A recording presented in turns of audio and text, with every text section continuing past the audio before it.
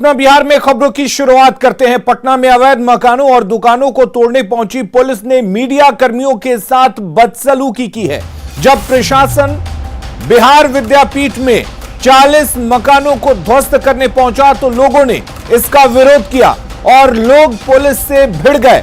और इसी दौरान पुलिस की कार्रवाई को कवर करने पहुंची न्यूज 18 की टीम के साथ पुलिस ने बदसलूकी की और हमारे संवाददाता संजय कुमार को वहां से हटा दिया और मीडिया कवरेज को रोक दिया।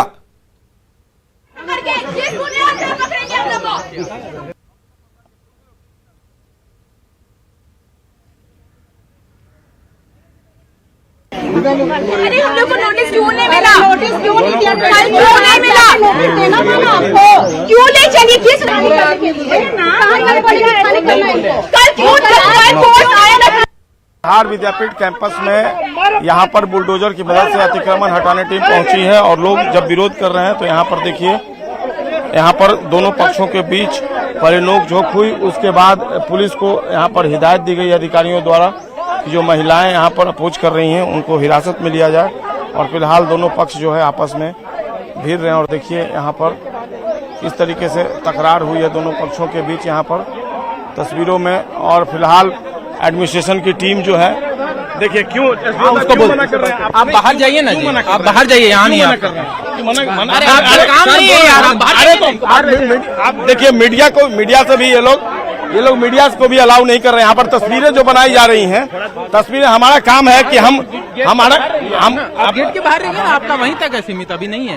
यहाँ हमें अलाउ नहीं है। एसडीओ सदर है और ये मना कर रहे हैं कि ये नहीं कवर करना है। और जो यहाँ पर जो दूसरे पक्ष है ये हमें कर रहे हैं गेट से बाहर जाने के लिए, चूंकि अगर ये मिसबिहेव करते तो इनको कैमरे में कवर नहीं करना है और यही चाहते।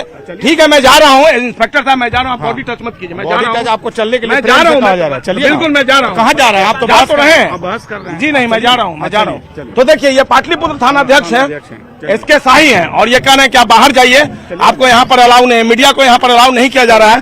चूंकि जो लोग विरोध कर रहे थे उनको कवर किया जा रहा था, तो ये नागवार गुजर रहा है इनको कि आप कवर नहीं कर सकते, हम भले ही जो करें यहाँ पर। तो ये डिस्ट्रिक्ट एडमिनिस्ट्रेशन पटना, यहाँ पर एडीएम है लॉ एंड ऑर्डर, और ये थानाध्यक्ष हैं और सदर एसडीओ, और ये लगातार मना कर रहे हैं, कवरेज से रोक रहे हैं यहाँ पर। और ये कहना है कि यहाँ पर मीडिया को अलाउ नहीं है। जो लोग हैं उनका ये कहना है कि 24 घंटे पहले उनको कोई नोटिस नहीं दी गई थी और उसके बाद नोटिस नहीं दिया गया, उसके बाद उन्हें यहाँ से हटने के लिए कहा जा रहा है। तो बिल्कुल हम, हाँ बताइए।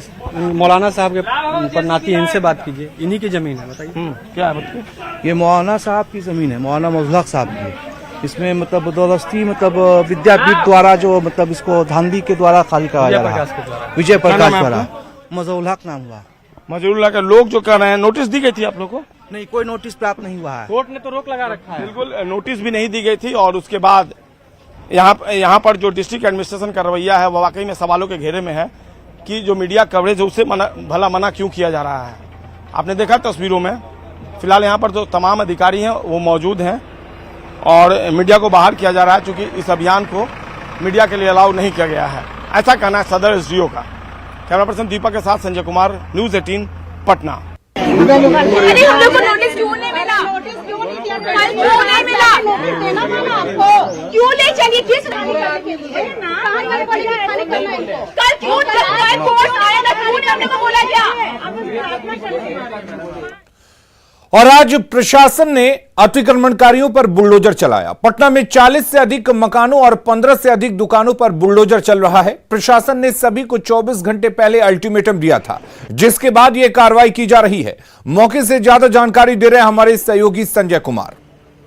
बिहार में इन दिनों विभिन्न जिलों में बड़े पैमाने पर बुलडोजर अभियान चलाया जा रहा है और राजधानी पटना भी इससे अछूता नहीं है। राजधानी पटना की यह तस्वीर है और आज रविवार को एक बड़ी कार्रवाई बिहार विद्यापीठ कैंपस में चल रही है। तस्वीरों में देखिए, यहाँ पर दो बुलडोजर जो है वह अवैध रूप से बनाए गए मकानों को ढाहने में लगे हुए हैं। और यह एक बड़ी कार्रवाई है चूंकि बिहार विद्यापीठ कैंपस में 40 से अधिक मकान हैं और तकरीबन 15 दुकान हैं जिनको ढाहा जाना है। और 24 घंटे पहले इन्हें अल्टीमेटम भी दिया गया था, माइकिंग भी की गई थी पटना डिस्ट्रिक्ट एडमिनिस्ट्रेशन की तरफ से कि आप अपने अवैध चीज को छोड़ दें और यहाँ से निकल जाए। लेकिन लोग जो है फिर भी यहाँ पर डटे हुए थे, शायद उन्हें कोई उम्मीद थी, लेकिन सरकार ने सख्त रवैया अख्तियार किया हुआ है। जैसा कि आपको पता होगा, राजस्व मंत्री ने कह दिया था कि बड़े पैमाने पर बुलडोजर अभियान चलाया जाएगा और इसमें कोई अप्रोच, कोई पैरवी नहीं सुनी जाएगी। और आखिरकार इसी कड़ी में राजधानी पटना में एक बड़ी कार्रवाई बिहार विद्यापीठ कैंपस में, जहां पर लंबे अरसे से लोग रह रहे थे अवैध तरीके से, उन्हें आज यहां पर हटाया जा रहा है। और काफी संख्या में law and order point of view से आप देख सकते हैं तस्वीरों में किस कदर पुलिस फोर्सेज का डिप्लॉयमेंट किया गया है। सैकड़ों की संख्या में पुलिसकर्मी उतारे गए हैं ताकि लॉ एंड ऑर्डर जो है वो अगर किसी तरीके से उसमें बाधा उत्पन्न हो तो जो असामाजिक तत्व हैं उनसे भी निपटा जाएगा। और तस्वीरों में आप देख सकते हैं इसे लेकर सियासत भी काफी उबाल पर है बिहार में।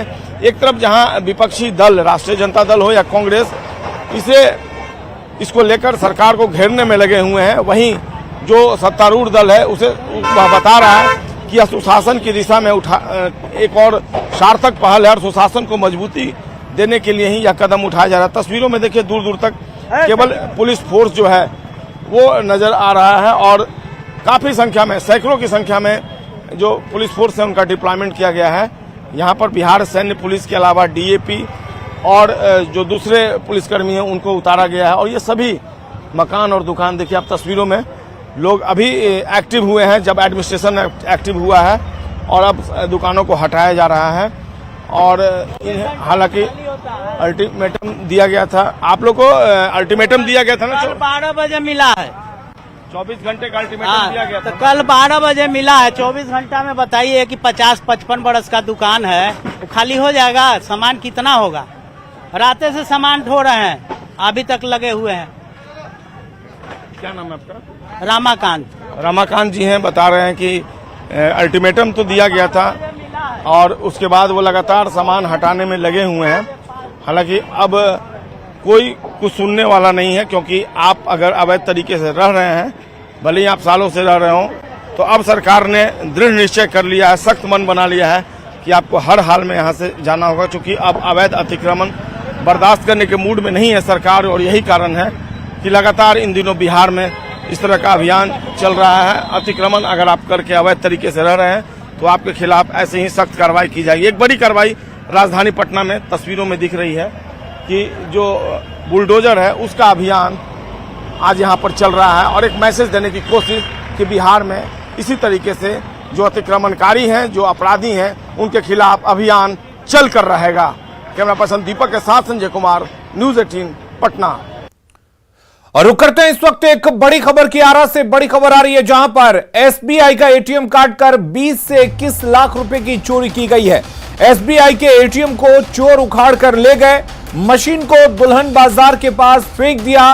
धोबी घाटुआ के पास एटीएम है और जिसे काटा गया है चोरों के द्वारा, और 20 से 21 लाख रुपए की चोरी की गई है। आपको बता दें, पूरा का पूरा एटीएम मशीन चोर उखाड़ कर ले गए और फिर एटीएम को काट कर उसमें से पैसे निकाल लिए गए और फिर एटीएम को फेंक दिया गया।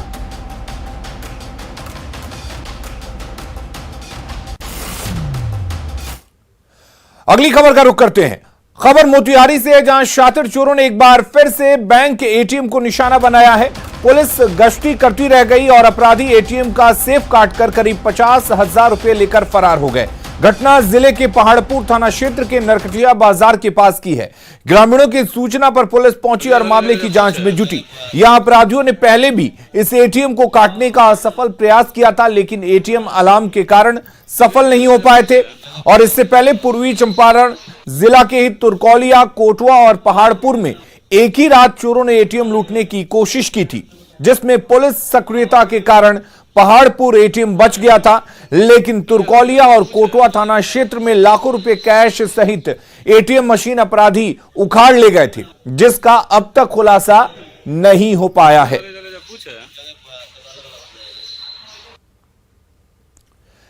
बिहार में बालू की तस्करी और अवैध कारोबार को लेकर बिहार सरकार के साथ साथ जिला प्रशासन भी सख्त है। इसके बाद भी बालू की तस्करी जारी है, जिसका ताजा उदाहरण वैशाली जिले के लालगंज में देखने को मिल रहा है, जहां तस्कर हर दिन गंडक नदी के दियारा क्षेत्र में चोरी छिपे बालू का खनन और उसका तस्करी कर रहे हैं। स्थानीय लोगों के मुताबिक तस्कर अधिकारियों की मिलीभगत से बालू की तस्करी कर रहे हैं और जिला प्रशासन जानकारी के बाद भी तस्करों के खिलाफ कोई कार्रवाई नहीं कर रहा।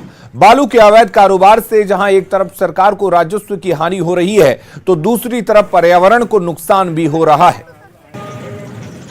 बगैर लाइसेंस का कि देखे खुले ले जा रहा है, कोई पूछ रहा है बगैर लाइसेंस के। तो प्रशासन वगैरह कुछ ना बोले करें वो अत कमाए होते जखी पैसा के काम होते तखने थे कि ऐसा तो झुट्ठो के बुआई हमें के नौकर है। 10 बजे से शुरू होता है तो शाम तक ट्रैक्टर के गर्दा उड़ता है मेरे तोप के कुछ नहीं ले जाता है। पूरा आँख तो मैं खराब हो गया था बालू के कारण, ये चलते चश्मा भी लेना पड़ा, आँख से पूरा बालू डायरेक्ट आँख में ढुक गया था।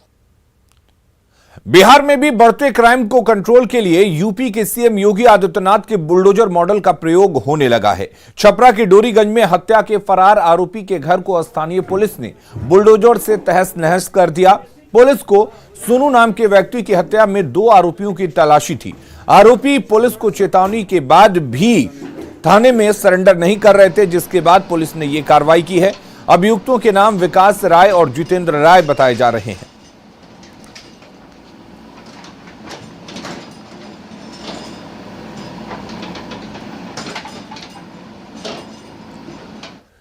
और छपरा में अपराधियों के घर पर बुलडोजर चलने को लेकर बीजेपी के नेता उत्साहित दिख रहे हैं और उनका कहना है कि अपराधियों के मन में खौफ लाने के लिए बुलडोजर चलाना ही चाहिए और इस पर किसी को ऐतराज नहीं होना चाहिए।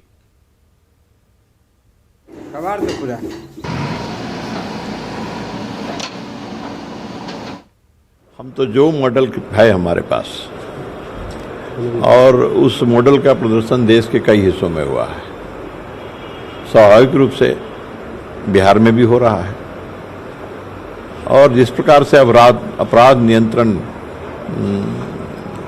उत्तर प्रदेश में हुआ है, स्वाभाविक रूप से उस रास्ते को बिहार में भी अपनाना पड़ेगा। बिहार में बुलडोजर चलना चाहिए अपराधियों के घर पर, क्योंकि उपेंद्र कुशवाहा उन्होंने कहा है कि बिहार में जो आवश्यकता हो वह चलना चाहिए। कि जो अपराध है जगत के लोग हैं और जो अपराधी हैं वो जो महल खड़ा किए हैं, उनका साम्राज्य जो खड़ा हुआ है वो कैसे खड़ा हुआ है? सदाचारिता से खड़ा हुआ है। तो बेईमानी का धन है और लूटपाट का धन है, हत्या करके, बलात्कार करके और कई अपराधों में संलग्न होकर के जिन लोगों ने धन कमाया है और अनेक प्रकार के अपराध किए हैं, ऐसे लोग जो है बड़ा साम्राज्य का प्रदर्शन करेंगे और सरकार उस पर बुलडोजर चलाएगी तो अपराध है क्या? बुलडोजर तो हर अपराधी के घर पर चलना ही चाहिए। जो अपराधी अपराध करके अपने को समझता है कि हम फ्री हो गए, उन पर तो नकेल कसा ही जाना चाहिए और बुलडोजर चला तो और अच्छी बात है। भगवा लहराया है यूपी में और बुलडोजर चला है अपराधियों पर, तो अपराधियों पर नकेल कसी गई है। वहां यहाँ भी अपराधियों पर जब बुलडोजर चलना शुरू होगा तो उनको लग जाएगा कि हम साम्राज्य चाहे कितनी भी बड़ी खड़ी कर लें, उनको एक दिन ध्वस्त होना है। रोजगार की तलाश में बिहार से मजदूरों का पलायन जारी है और मजदूरों की मजबूरी का फायदा कुछ चालक और ठग टाइप के लोग उठा रहे हैं। ताजा मामला अररिया जिले के मजदूरों से जुड़ा है, जो अररिया से लुधियाना जाने के लिए बस ड्राइवर को प्रति पैसेंजर 1300 का भाड़ा दिया, लेकिन इन मजदूरों को सुपौल में ही छोड़कर बस ड्राइवर और खलासी फरार हो गए, जिसके बाद अररिया के सभी मजदूर पूरी रात रज्जगा करते रहे, लेकिन उन्हें लुधियाना ले जाने के लिए कोई नहीं आया। इस बीच सदर पुलिस भी वहां जानकारी मिलने के बाद पहुंची, लेकिन वो भी पूछताछ के बाद झांकने तक नहीं गई। बाद में परेशान मजदूरों ने हंगामा किया। बस में करीब 150 यात्री सवार थे, जिन्हें भेड़ बकरियों की तरह ठूस कर बस से लुधियाना ले जाया जा रहा था। बस का नंबर HR 38Y 4446 है। बस में मौजूद पैसेंजर का यह भी कहना है कि दलाल को कमीशन नहीं दिया गया, उसी को लेकर उन्हें बीच रास्ते में छोड़ दिया गया।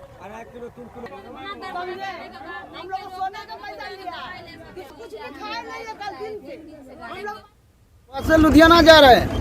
लुधियाना? हाँ। यहाँ कैसे आ गए? अब रात में आन के यहाँ छोड़ दिया, बस वाला भाग गया रात से। हाँ, सभी बैठा है। मतलब जो बस पकड़ के यहाँ सुपौल आए हैं और यहाँ 11 बजे रात में जो है बस यहाँ छोड़ कर ड्राइवर कंडक्टर दोनों फरार हो गया।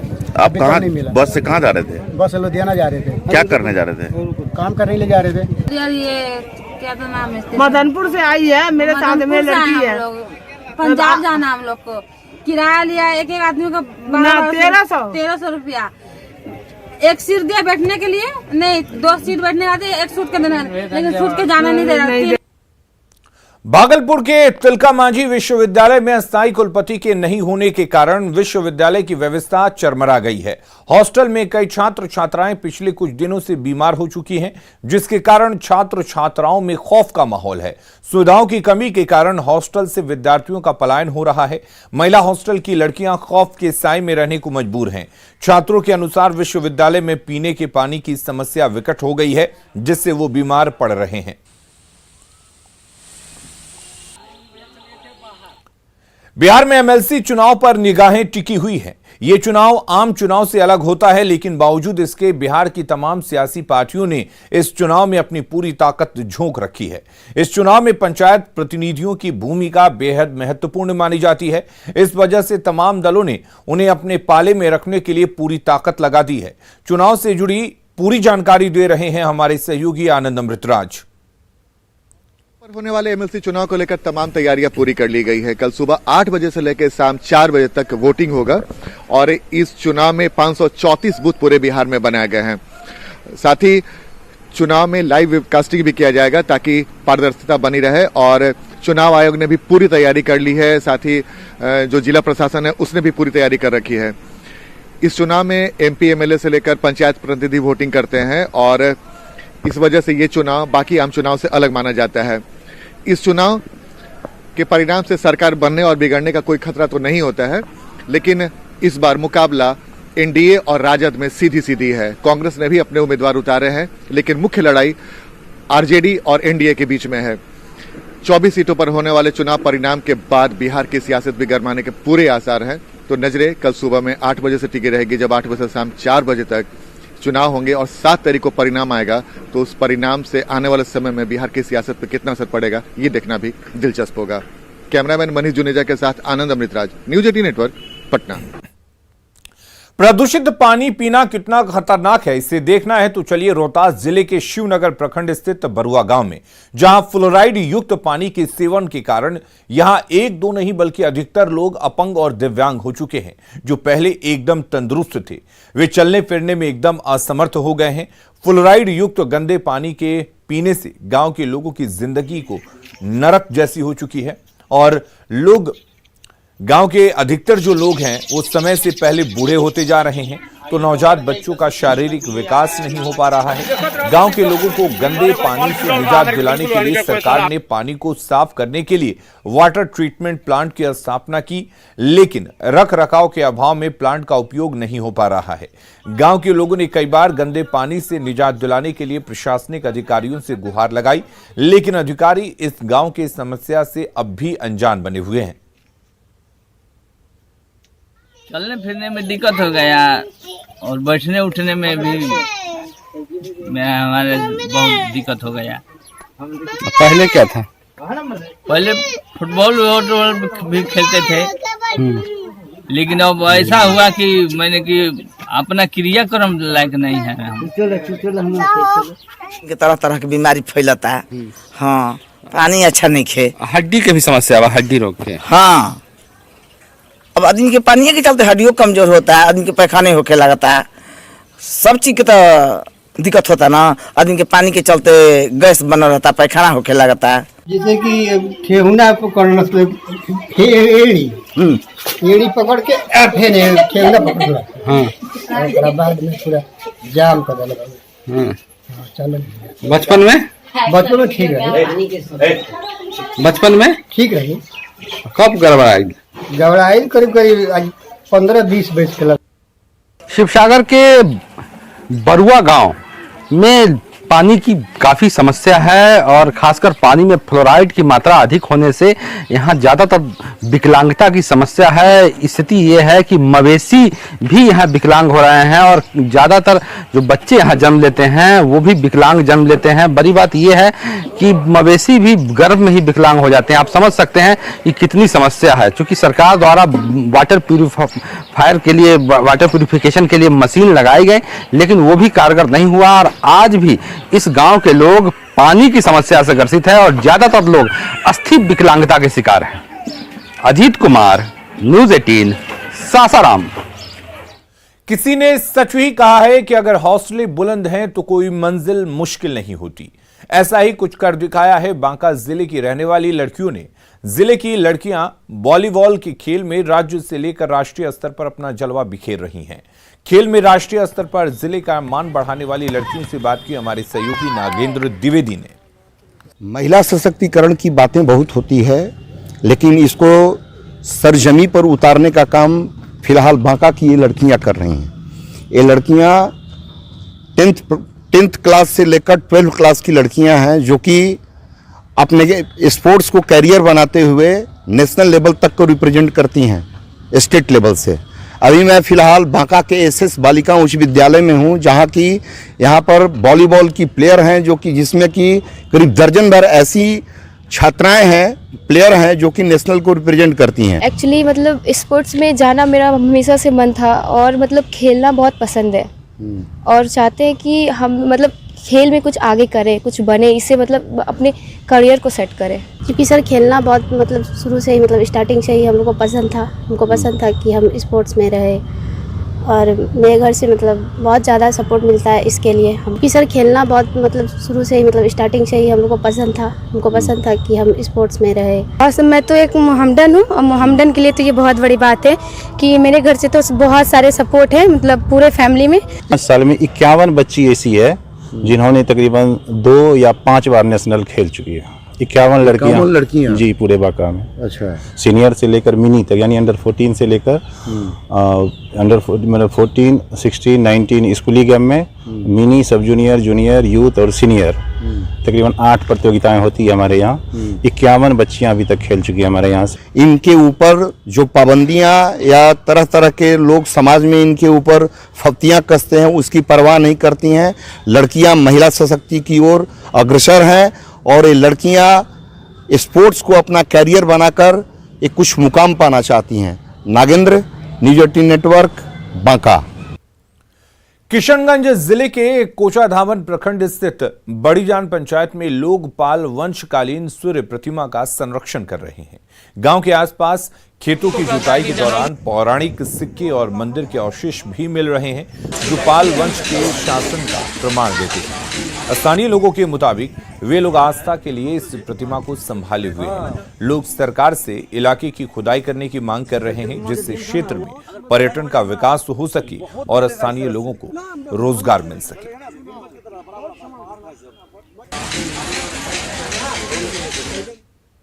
और अपना बिहार के इस बुलेटिन में फिलहाल के लिए इतना ही। आगे देखिए झारखंड की खबरें जोहार झारखंड में।